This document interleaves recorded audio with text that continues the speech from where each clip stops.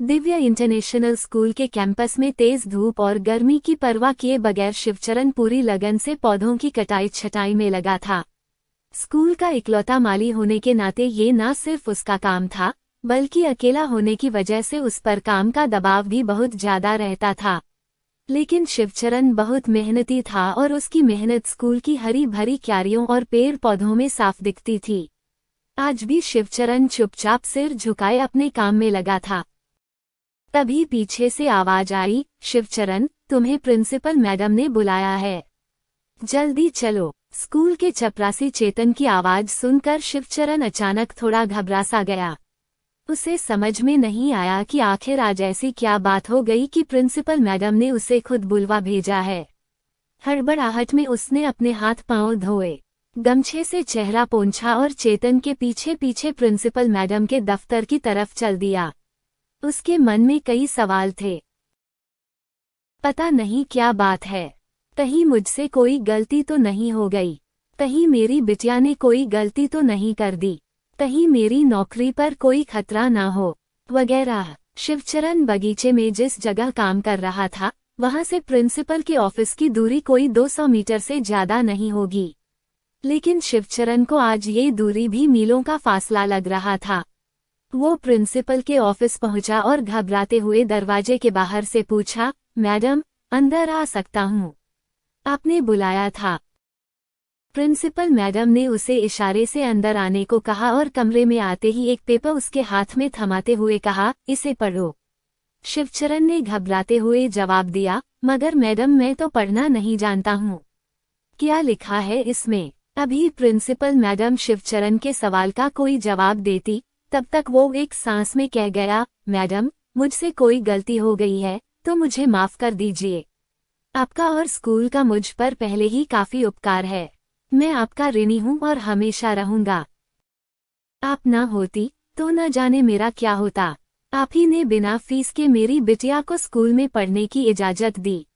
अगर मुझसे कोई गलती हुई है तो मुझे बताएं, मुझे एक मौका जरूर दें।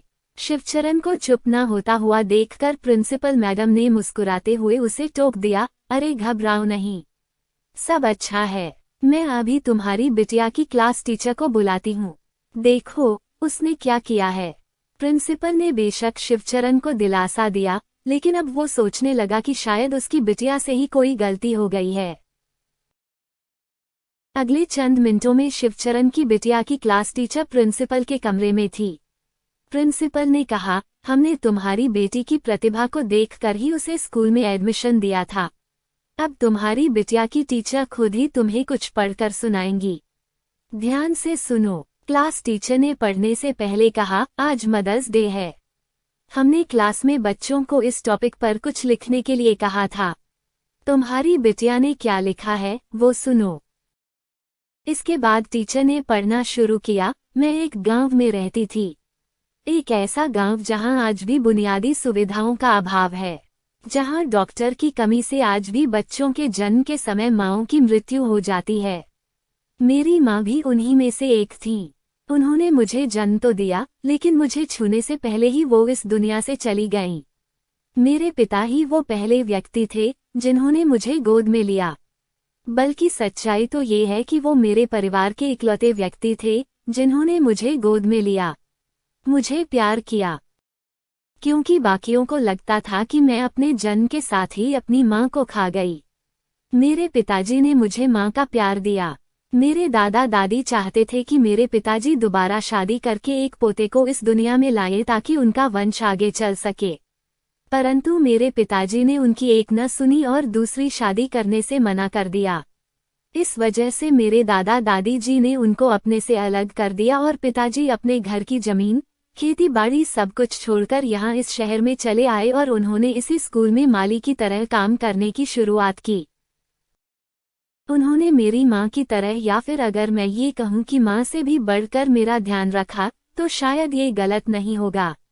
आज मुझे समझ आता है कि वे क्यों हर उस चीज को जो मुझे पसंद थी ये कहकर खाने से मना कर देते थे कि वो उन्हें पसंद नहीं है, क्योंकि वह आखिरी टुकड़ा होती थी और पिताजी चाहते थे कि मैं ही उसे खाऊं। ये पिताजी का प्यार ही था जिसके चलते मुझे यहाँ इस बड़े स्कूल में निःशुल्क पढ़ने की अनुमति मिली। यदि संक्षेप में कहूँ कि प्यार, देखभाल, दयाभाव और त्याग माँ की पहचान है तो मेरे पिताजी उस पहचान पर खरे उतरते हैं और मेरे पिताजी विश्व की सबसे अच्छी माँ हैं। मैं जानती हूँ कि मैं आज की लेखन परीक्षा में असफल हो जाऊंगी, क्योंकि मुझे माँ पर लेख लिखना था और मैंने पिता पर लिखा, पर यह बहुत ही छोटी सी कीमत होगी उस सब की जो मेरे पिता ने मेरे लिए किया। धन्यवाद। लेख की आखिरी लाइन पढ़ते पढ़ते क्लास टीचर का भी गला भर आया और कमरे में शांति छा गई। अब शिवचरण चुपचाप सिर झुकाए आंसुओं से रोए जा रहा था। उसने उस पेपर को अध्यापिका से लिया और अपने हृदय से लगाया और रो पड़ा। प्रिंसिपल ने अब शिवचरण को कुर्सी पर बिठाया और पीने के लिए पानी का गिलास दिया। उन्होंने कहा, शिवचरण, तुम्हारी बिटिया को इस लेख के लिए पूरे 10 में से 10 नंबर दिए गए हैं। ये लेख मेरे अब तक के पूरे विद्यालय जीवन का सबसे अच्छा मातृ दिवस का लेख है। हम कल मदर्स डे अपने स्कूल में जोर शोर से मना रहे हैं। इस दिवस पर स्कूल में एक बहुत बड़ा प्रोग्राम होने जा रहा है। विद्यालय की प्रबंधक कमेटी ने आपको इस कार्यक्रम का मुख्य अतिथि बनाने का निर्णय लिया है। ये सम्मान होगा उस प्यार, देखभाल, दया भाव और त्याग का जो एक आदमी अपने बच्चे के पालन के लिए कर सकता है। ये सिद्ध करता है कि आपको एक औरत होना आवश्यक नहीं है एक पालक बनने के लिए। शिवचरण, हमें गर्व है कि आप एक माली हैं और सच्चे अर्थों में माली की तरह आपने न सिर्फ अपने स्कूल के पेड़ पौधों की देखभाल की, बल्कि अपनी बिटिया को भी एक फूल की तरह उतने ही प्यार और नाजों से पाला, जिसका प्रतिफल आज सबके सामने है। शिवचरण के लिए इतने अच्छे शब्दों के इस्तेमाल के बाद प्रिंसिपल मैडम ने उससे पूछा, क्या आप हमारे मदर्स डे प्रोग्राम में कल स्कूल में चीफ गेस्ट बनेंगे? शिवचरण के पास शब्द नहीं थे, वो तो बस रो रहा था। तो दोस्तों, आपको हमारी ये कहानी कैसी लगी? प्लीज हमें कमेंट करके जरूर बताएं। और हाँ, वीडियो को लाइक और हमारे चैनल को सब्सक्राइब करना बिल्कुल ना भूलें, जिससे हम एक यूट्यूब चैनल के तौर पर ग्रो कर सकें और आपके लिए ऐसी ही अच्छी अच्छी कहानियाँ लाते रहें।